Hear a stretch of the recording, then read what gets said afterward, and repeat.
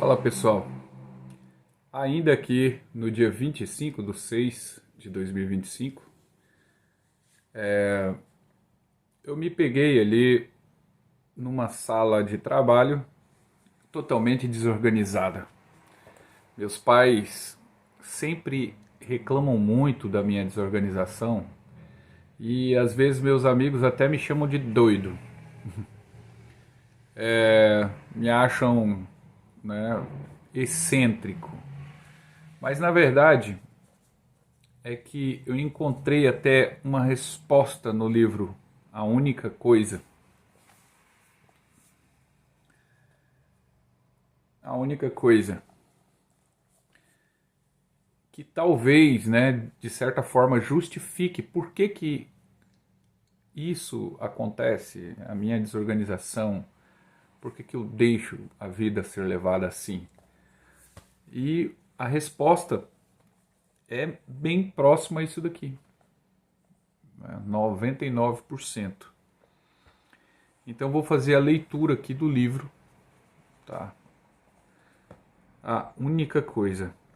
Vamos lá, capítulo 8. O equilíbrio como ideal. Equilíbrio é papo furado, é um sonho impossível. A busca do equilíbrio entre vida profissional e vida pessoal é destinada ao fracasso, além de dolorosa e destruidora. Kate H. Hammonds. Vamos lá então. Nada jamais alcança um equilíbrio absoluto. Nada. Por mais imperceptível que seja, o que parece ser um estado de equilíbrio é algo totalmente diferente. Um ato de equilibrar. Considerado melancolicamente um substantivo, na prática, o equilíbrio é vivido como um verbo, visto como algo que em última instância alcançamos. Na verdade, o equilíbrio é algo que fazemos constantemente. Uma vida equilibrada é um mito, um conceito enganoso que a maioria das pessoas aceita sem nem parar para pensar sobre isso. Quero que você pense nele, que o desafie, quero que o rejeite. Uma vida equilibrada é uma mentira. Repito, uma vida equilibrada é uma mentira. A ideia de equilíbrio é apenas uma ideia mesmo. Na filosofia, a média áurea é o centro moderado entre dois polos opostos. Um conceito usado para descrever um local entre duas posições, mais desejável do que um estado ou outro. É uma ideia fantástica, mas não muito prática. Idealista, mas não realista. O equilíbrio não existe. Isso é difícil de conceber e ainda mais de acreditar, principalmente porque uma das reclamações mais frequentes que se ouve é: preciso de mais equilíbrio. Um mantra comum para o que falta à vida da maioria das pessoas. Ouvimos falar tanto no equilíbrio que presumimos que é extremamente isso que devemos buscar. Não é. Propósito, sentido e significado. Essas são as coisas que levam à vida realizada. Então vamos lá. Propósito, sentido e significado. Decorar esses termos aí. Eu aprendi que era paixão, tempo, habilidade e propósito. Né? Paixão, tempo, habilidade e propósito. Busque-as e você certamente viverá sem equilíbrio. Oscilando para um lado e para o outro de uma linha média enquanto realiza suas prioridades. Levar uma vida plena, dando tempo ao que é importante, é um ato de oscilação. Resultados extraordinários exigem atenção concentrada e tempo. Resultados extraordinários exigem atenção concentrada e tempo. Estão entendendo aqui? Então, quando você vai se propor a fazer algo, você tem que aceitar que existirá um desequilíbrio em outras áreas da vida. Porque grandes resultados precisam de dedicação, foco extremo e tempo naquela atividade.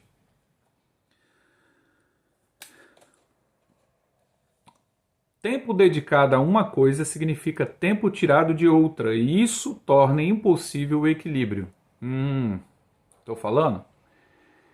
Se eu estou muito focado com uma coisa, igual esses dias, esses meses eu estava com o término da faculdade, então eu coloquei prioridade total nisso e acabou que meu ambiente ficou desorganizado. Virou um lixo. Por quê? Porque eu tinha um foco na faculdade, nas provas, nos estudos, nos trabalhos, nos compromissos, nas agendas, nas palestras, então, nas aulas. A gênese de um mito. Agora vamos lá para essa parte aqui. A gênese de um mito. Historicamente, equilibrar a vida é um privilégio muito recente. Durante milênios, o trabalho era a vida. Se você não trabalhasse, ou seja, caçasse, plantasse ou criasse animais, não vivia muito. Mas as coisas mudaram. O livro que deu o prêmio Pulitzer a Jared Diamond, Guns, Germs and Steel, The Fates of Human Societies. Eu não sei falar inglês, mas tudo bem. Armas, germes e aço. Os destinos das sociedades humanas. Ilustra como as sociedades agrícolas que geraram um excedente de comida acabaram por produzir a especialização profissional. Há 12 mil anos, todos na Terra eram caçadores, coletores. Agora quase todos somos agricultores, ou então somos alimentados por agricultores. A desobrigação de coletar ou plantar permitiu que as pessoas se tornassem eruditas e artesãs. Algumas trabalhavam para colocar comida na nossa mesa, enquanto outras construíam as mesas. A princípio, a maioria das pessoas trabalhava de acordo com suas necessidades e ambições. O ferreiro não precisava ficar na forja até às 5 da tarde, podia ir para casa quando o cavalo estivesse com as ferraduras. Até que a industrialização do século XIX colocou pela primeira vez um grande número de pessoas trabalhando para outras. A história passou a ser de chefes autoritários, trabalhando o ano inteiro, e fábricas iluminadas artificialmente, que ignoravam o amanhecer e o crepúsculo. O século XIX testemunhou o início de significativos movimentos de base para proteger os trabalhadores e limitar as horas de trabalho. Mesmo assim, o conceito de equilíbrio entre trabalho e vida pessoal surgiu apenas em meados da década de 1980. Em meados da década de 1980. Opa, eu nasci em 85, 1º de junho de 85. Fiz 40 anos agora, dia 1º de junho de 2025. Então está dizendo que o equilíbrio entre trabalho e vida pessoal surgiu em meados da década de 80. Quando mais de metade de todas as mulheres casadas estava incorporada à força de trabalho. Parafraseando o prefácio de Ralph E. Gomori, vivendo juntos, trabalhando separados. Famílias com duas carreiras e o equilíbrio entre trabalho e vida pessoal. De 2005, passamos de uma unidade familiar com um provedor e uma dona de casa para uma família com 2 provedores e nenhum dono de casa. Interessante, hein? Livro Bang Together fala isso. Ele fala que em 2005 passamos de uma unidade familiar com um provedor e uma dona de casa para 2 provedores e nenhum dono de casa. Qualquer pessoa capaz de pensar sabe quem ficou com todo o trabalho extra no início, mas na década de 1990 o tal equilíbrio tinha ganhado apelo também entre os homens. Uma pesquisa da LexisNexis sobre os 100 principais jornais e revistas de todo o mundo mostra um aumento dramático no número de artigos sobre esse tema, passando de 32 entre 1986 e 1996 até chegar a 1674 somente em 2007. Ou seja, havia, uma pesquisa científica, artigos, científicos. Só existiam, 32 entre 86 e 96, que falava sobre, conciliar qualidade de vida e o trabalho. E entre 96 e 2007, 1.674 artigos foram feitos sobre o tema. Isso é preocupante. Provavelmente não é coincidência que a ascensão da tecnologia aconteça em paralelo com a ascensão da crença de que falta alguma coisa na nossa vida. A invasão do espaço e um número menor de limites acabam criando isso. Enraizada em desafios da vida real, a ideia de equilíbrio entre trabalho e vida pessoal obviamente capturou nossa mente e nossa imaginação. Má gestão do centro. O desejo de equilíbrio faz sentido ter tempo suficiente para tudo e fazer tudo no tempo certo.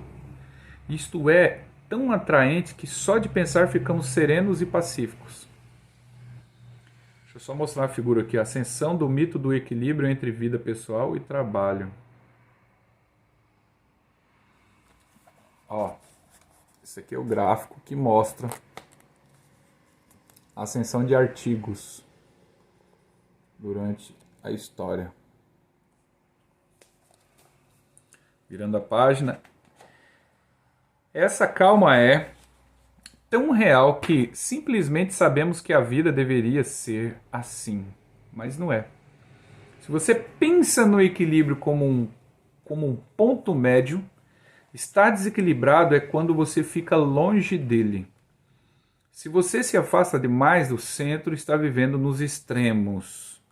O problema de viver no centro é que isso nos impede de assumir compromissos extraordinários com qualquer coisa. No esforço de cuidar de tudo, tudo é mal feito e nada recebe a atenção devida. Às vezes isso é bom, às vezes não. Saber quando buscar o centro e quando buscar os extremos é, em essência, o verdadeiro início da sabedoria. Resultados extraordinários são alcançados graças a essa negociação com o seu tempo. O motivo para não buscarmos o equilíbrio é que a magia jamais acontece no centro. A magia acontece nos extremos. Aqui tem uma figura.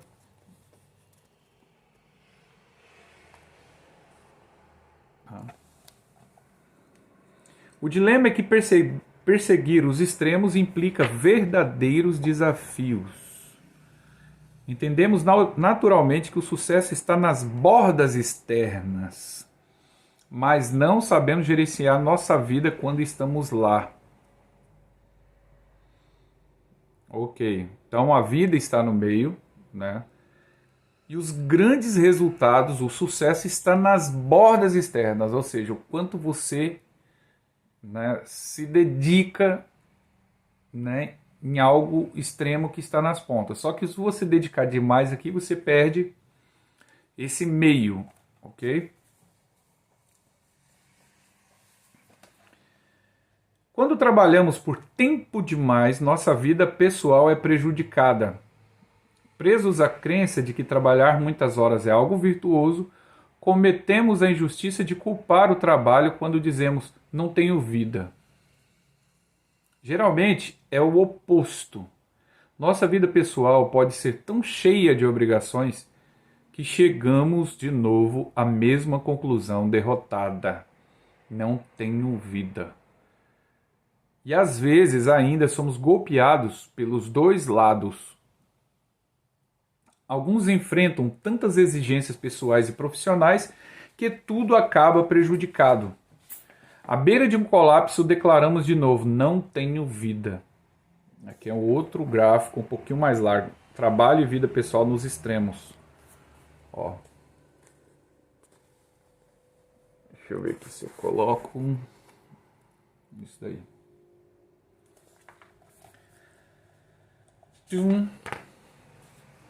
Assim como jogar apenas no meio, jogar nos extremos é o tipo de má gestão do centro que acontece o tempo todo.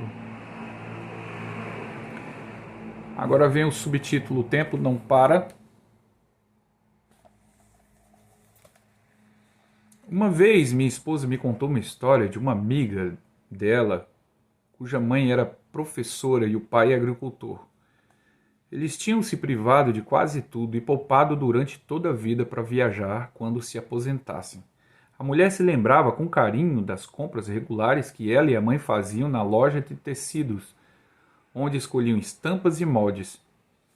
A mãe explicava que, quando se aposentasse, aquelas seriam suas roupas de viagem. Ela nunca se aposentou. No último ano de trabalho como professora, teve câncer e morreu. O pai nunca se sentiu à vontade para gastar o dinheiro que tinham poupado, acreditando que era dos dois, e agora ela não estava mais presente para compartilhá-lo. Quando o pai faleceu e a amiga da minha esposa foi limpar a casa dele, descobriu um armário cheio de tecidos e moldes. O pai nunca havia mexido ali. Não conseguia. Aquilo tinha uma carga simbólica forte demais. Que era da mulher e da mãe dela. Era como se o conteúdo estivesse tão cheio de promessas não cumpridas que chegava a ficar pesado, impossível de ser levantado. O tempo não espera ninguém. Se levarmos alguma coisa ao extremo, o adiamento pode se tornar permanente. Conheci um empresário muito bem-sucedido que, durante a maior parte da vida, tinha trabalhado horas extras e, nos fins de semana, acreditando sinceramente que fazia tudo isso pela família. Algum dia, quando ele terminasse, todos aproveitariam os frutos de seu trabalho, passariam tempo juntos, viajariam e faria todas as coisas que jamais tinham feito. Depois de dedicar muitos anos à sua empresa, ele a vendeu e pôs-se a refletir sobre o que fazer em seguida.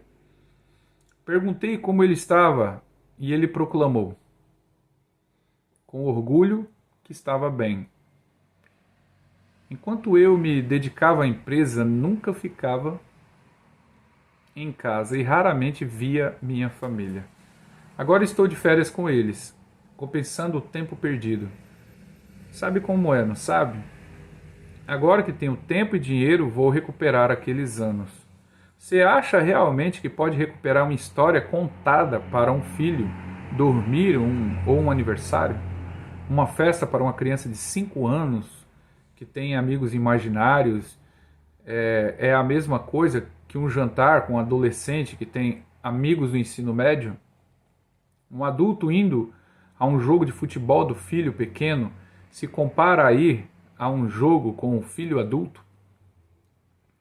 Você acha que pode fazer um trato com Deus para ficar parado, para o tempo ficar parado, segurando tudo o que é importante, até que você possa voltar a viver? Quando você joga com o tempo, pode acabar não tendo como bancar a aposta. Repito, quando você joga com o tempo, pode acabar não tendo como bancar a aposta. Mesmo se tiver certeza de que pode ganhar, pense se é capaz de viver com o que terá perdido. Brincar com o tempo pode jogar você em areia movediça. Acreditar nessa mentira de que é possível recuperar o tempo perdido é prejudicial, porque convence você a fazer coisas que não deveria e o impede de fazer coisas que deveria. A má gestão do centro é uma das coisas mais perigosas que existem.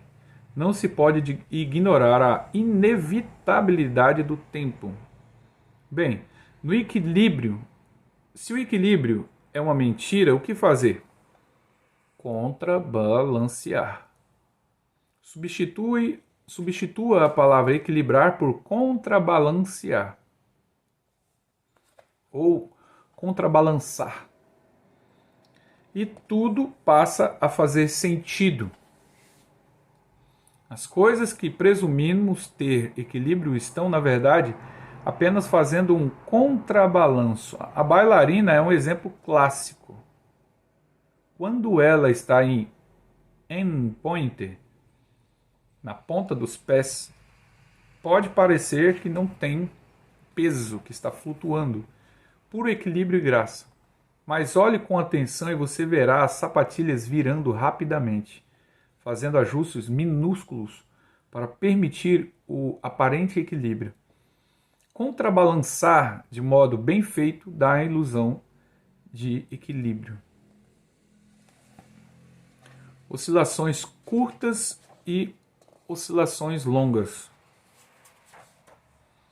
Quando dizemos que estamos desequilibrados, geralmente nos referimos a um sentimento de que algumas prioridades, as coisas que são mais importantes para nós, não estão recebendo a atenção merecida ou não estão sendo feitas. O problema é que, quando nos concentramos no que é realmente importante, sempre deixamos algo de lado. Por mais que você tente, sempre haverá coisas que deixarão de ser feitas no fim do dia, da semana, do mês, do ano e da vida. É loucura tentar fazer tudo. Quando as coisas mais importantes estão feitas, a gente continua com o sentimento de coisas por fazer, de desequilíbrio. Deixar algumas coisas sem ser feitas é um preço necessário ao pagar pelos resultados extraordinários. Repito, deixar algumas coisas sem ser feitas é um preço necessário a pagar pelos resultados extraordinários. Mas você não pode deixar tudo sem ser feito. E é aí que entra o ato de contrabalançar. A ideia é que você jamais se afaste do ponto de não encontrar o caminho de volta. Nem fique longe por tanto tempo a ponto de não restar nada esperando quando você retornar. Isso é tão importante que a sua própria vida pode correr um risco. Um estudo de 11 anos com quase 7.100 funcionários públicos na Inglaterra concluiu que trabalhar horas extras habitualmente pode ser letal. Os pesquisadores mostraram que as pessoas que trabalhavam mais de 11 horas por dia, mais de 55 horas por semana, tinham um risco de 67% maior de sofrer alguma doença cardíaca. Contrabalançar não traz apenas bem-estar, é essencial para a saúde.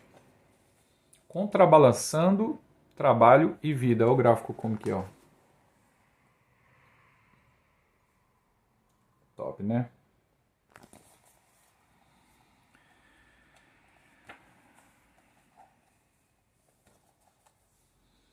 Existem dois tipos de oscilação.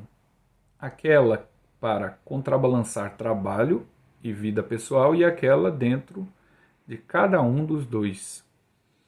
No mundo do sucesso profissional, o importante não é quanto tempo a mais você dedica a ele. O ingrediente fundamental é o tempo de foco ao longo de determinado período. Opa, isso aqui é importante. No mundo do sucesso profissional, o importante não é quanto tempo a mais você dedica a ele. O ingrediente fundamental é o tempo de foco ao longo de determinado período. Isso aqui é top, tá? Para alcançar um resultado extraordinário, você precisa escolher a coisa mais importante e dedicar a ela todo o tempo necessário. Top demais isso daqui. Isso implica ficar extremamente desequilibrado com relação a todas as outras questões de trabalho, com apenas algumas oscilações pouco frequentes para cuidar delas. É aí que eu volto lá no início do vídeo. A minha preocupação ali da bagunça. Poxa, se eu estou me dedicando em algo, né, com hiperfoco, pode ter certeza que às vezes o ambiente vai ficar sujo. Isso é uma questão normal. Mas devemos voltar ali, contrabalancear. É isso que é importante. No mundo pessoal, é isso, tá? Já li. Atenção ao espírito e ao corpo, atenção à família e aos amigos, atenção às suas necessidades pessoais. Nada disso pode ser sacrificado se você pretende ter uma vida, de modo que jamais pode abandoná-las pelo trabalho ou abandonar uma pela outra. Você pode oscilar rapidamente entre elas e até combinar as atividades relacionadas a ela, mas não pode negligenciar nenhuma por muito tempo. Sua vida pessoal precisa ser muito bem contrabalançada. Na verdade, a questão não é se desequilibrar ou não. A questão é, a oscilação deve ser curta ou longa? Na vida pessoal, evite períodos longos em desequilíbrio. Períodos curtos permitem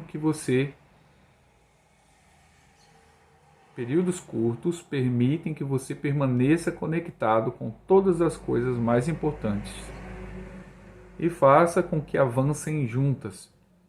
Na vida profissional, vá mais longe em cada oscilação e faça as pazes com a ideia de que a busca por resultados extraordinários pode exigir que você fique desequilibrado por períodos longos. Ir mais longe permite que você se concentre no que é mais importante, mesmo às custas de outras prioridades menos significativas. Na vida pessoal, nada deve ser deixado para trás. No trabalho, isso é necessário. Em seu romance O Diário de Susana para Nicholas, James Patterson enfatiza habilmente onde estão nossas prioridades no nosso show de equilibrismo pessoal e profissional. Imagine que a vida é um jogo em que você está fazendo malabarismo com 5 bolas. As bolas se chamam trabalho, família, saúde, amigos e integridade. E você está mantendo todas no ar. Mas um dia você finalmente entende que o trabalho é uma bola de borracha. Se você a larga, ela quica de volta. As outras 4 bolas, família, saúde, amigos, integridade, são feitas de vidro. Se você largar uma, ela será arranhada, lascada ou talvez até mesmo despedaçada, sem chance de conserto. A vida é um show de equilibrismo. A questão do equilíbrio é uma questão de prioridade. Quando você muda a linguagem de equilibrar para priorizar, passa a enxergar suas escolhas com mais clareza e abre portas para a mudança.